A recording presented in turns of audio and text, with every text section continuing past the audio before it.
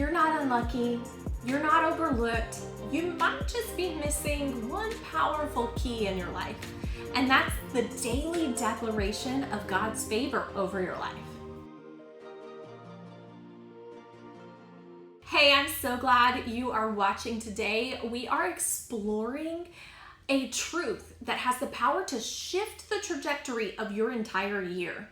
That's right, and that's the open hand of God and what it means to live in His extravagant favor. If you've been struggling or feeling like breakthroughs are always just out of reach, this message is for you. God's not holding back. His hand is wide open. Psalm 104:28 says, "When you open your hand, they are filled with good." God is a giver. He's not reluctant. He's not stingy. He's extravagant. You know, in 2022, God spoke to Dr. Jerry Savelle. He said, "I will open my hand to those who will not be shaken by all the chaos and disorder in the world, and they can expect to experience supernatural, extraordinary, and unusual provision." That is a prophetic word and a promise. You know, during the 2020 pandemic, a woman lost her job, and this woman had been working at this company for years. She was dedicated, faithful, and doing everything right. But suddenly and without warning, she was laid off, like many others, right? No explanation, just a cold dismissal. Like anyone would, she felt hurt, shocked, and uncertain about her future. But here's the key. She had been learning about the favor of God. And instead of falling into despair, she made a bold choice. Okay, so she started declaring, God's favor is working in my life. I have favor. Something better is coming my way. Every day, she kept that declaration on her lips. And not long after that, she was offered a new job. But it wasn't just any job. It had higher pay than her old job. It offered more flexible hours. It was closer to home. And get this, it had better benefits too. So that layoff that seemed like rejection was actually God's redirection and a setup for promotion. You know, her story is a prime example of the favor of God. It shows how the favor of God doesn't mean everything always looks good at first, right? But it guarantees that God will work things out for your good. It also shows how decreeing God's favor out loud changes your perspective, and it positions you for a breakthrough. And it proves the truth of Job 22:28 that says, "You shall also decide and decree a thing, and it will be established to you. And the light of God's favor will shine on your ways." You know, God's favor isn't one size fits all. For Joseph, it looked like leadership in prison. For Esther, it looked like a bold access to the king, right? For you, it might look like supernatural provision, divine protection, or peace in a storm. You know, Psalm 5:12 says, "Surely, Lord, you bless the righteous. You surround them with your favor as with a shield." And Esther 2:15 says, "She obtained favor in the sight of all who saw her." That favor put her in a position to save the nation.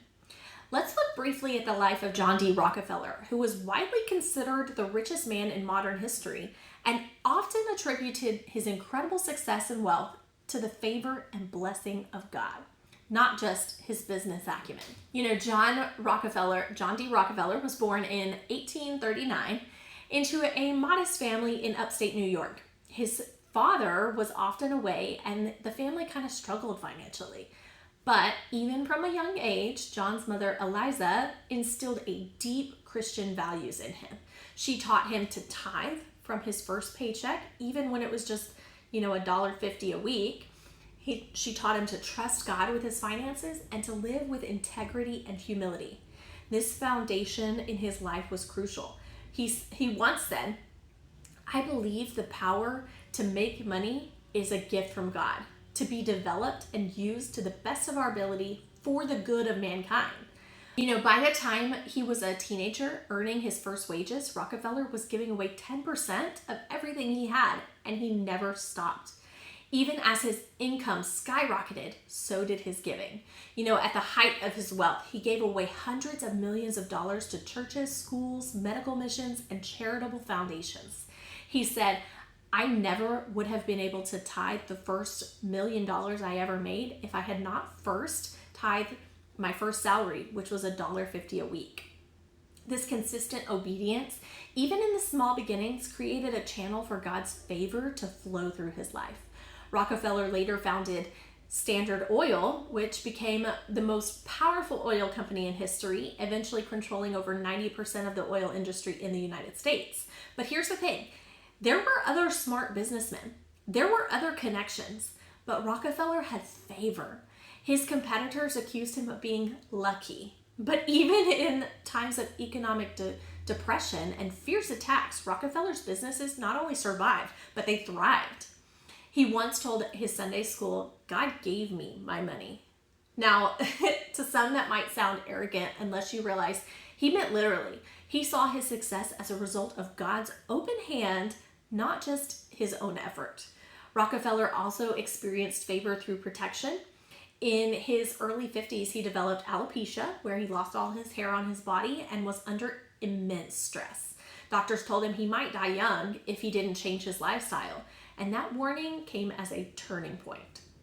He scaled back and focused more on generosity and legacy, and then lived to be 97 years old, which was unheard of in his day. His health turned around, his wealth exploded, and his influence grew. And to this day, the Rockefeller Foundation continues to bless others globally. So you may be saying, like, what does this matter to me, right? Well, his story proves to us that favor flows where faith and obedience meet. God honors generosity and stewardship, but favor is not about what you earn, it's about who you believe. Just like Rockefeller, you can begin where you are with obedience, declarations of favor, and a heart just surrendered to God's purposes. Back to Dr. Jerry Savelle, he once said, "I learned that with the favor of God on my life, I can have the best of what this world has to offer without actually having to pay the world's price," right? Favor gets you where hustle can't. Let me say that again. Favor gets you where hustle can't. It opens doors, brings divine connections, and causes people to say yes when they should say no. You know, in my last video, I talked about how speaking or declaring favor activates it in your life. But if you really want to experience the favor of God, you also can't just hope for it passively. You need to expect it every single day. Psalm 27:13 says, "I would have lost heart unless I had believed that I would see the goodness of the Lord in the land of the living." That's not just future hope in heaven. That's goodness showing up here and now. But notice the key: belief and expectation. You know, favor flows where there's faith. Have you ever heard of the red car theory? Now, the red car theory is the idea that once you become aware of something, you start seeing it everywhere. For example, you buy a red car, or even just think about buying one, and suddenly red cars are everywhere. Now, it's not that more red cars just suddenly appeared, it's that your brain is now tuned in to notice them. So how does that relate to favor? When you expect God's favor and start looking for it, you begin to see it more often, right? Favor was probably there all along. I can guarantee you it was, but you just weren't trained to notice it. But when you wake up and say, "I'm expecting favor today," your spiritual awareness sharpens. You start realizing small breakthroughs, divine timing, kind gestures, unexpected blessings, all as evidence of God's favor. It's not wishful thinking, it's a shift in focus and faith. What you focus on, you magnify. What you expect, you experience. And here's the truth: you often get what you expect. If you expect opposition, setbacks, and closed doors, you'll start to see them everywhere. But if you wake up each morning with a confident expectation that the favor of God is going before you, you'll start to recognize it at work. That unexpected open door, favor. That person who went out of their way to help you, favor. That job you weren't quite qualified for but still got the offer, favor. That peace in the middle of chaos, favor. That parking spot that showed up at the front of the store when you were in a hurry, yeah, that's favor. Start saying, "I'm expecting God's favor today," because what you expect, you prepare for, and what you prepare for, you attract. Let me ask you this: if you truly believed favor was going to show up for you today, how would you carry yourself? Would you walk a little taller, speak with more confidence, take a step of faith? In Acts 3, Peter told a lame man at the temple gate, "Look at us." And the man looked up, expecting to receive something. He didn't know what was coming, but he expected something good. And that expectation became a setup for his miracle. Favor requires faith and focus. Start looking for it. Talk like it's already at work and celebrate even in the small things.